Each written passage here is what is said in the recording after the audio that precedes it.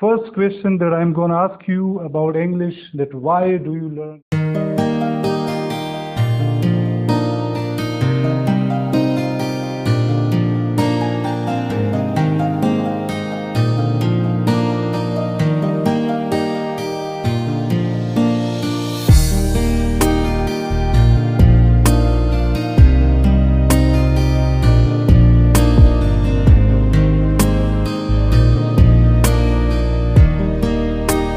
دلته په بوړه کې ډیجیټل سکلز اکیډمي تولاسب په نگرانۍ کې چلیږي د هغو سره موږ دا ووایو چې داسې یو کلاس شروع کوو چونکې دا نه مخکې مې موږ په داسې کې ایکسپیرینس و نو په شارټ ټایم کې په شپږو میاشتو کې موږ انشاءالله ګرامر سره سپیکینګ وکیبلري دا به ویډ کې زده کوي موږ سره چې کوم دلته سټوډنټس دي موږ کوشش دا کوو چې 9 10 والا ویډ کې فرسټ ایئر سیکنډ ایئر والا ویډ کې موږ سره هغه وکړي دلته اډمیشن وکړي او هغه په شپږ میاشتې نه مخکې دې انشاءالله زده کوي ځکه چې دا کوم زوړ کورس جوړ شوی دا هم ټیک دی خو دا ډېر لانګ ټرم دی چونکې د ماډرن زمانانو په دا کې هر سړی کوشش کوي چې په کم وخت کې انګلیش زده شي په کم وخت کې هر یو کور وکړي ځکه چې ډېره سپیډ زمانه ده نو دغې وجې انشاءالله موږ زر بالکل هغه وخت کوو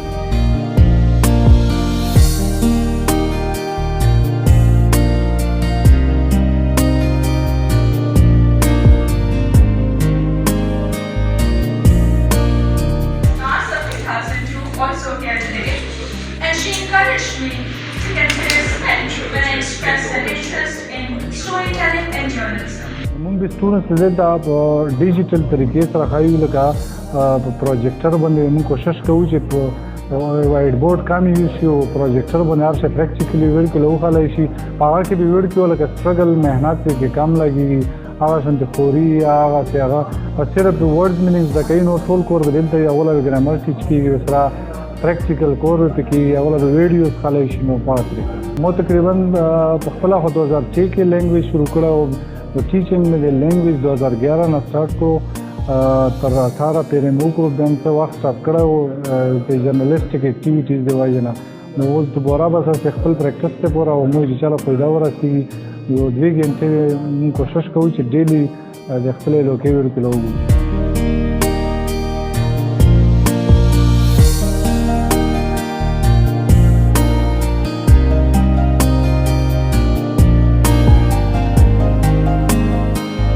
کوشش کوم چې ویډیو کې په ماس کمیونیکیشن باندې پوه کړم چې هغه به سټیج څنګه غني ژورتیا یې څنګه دی او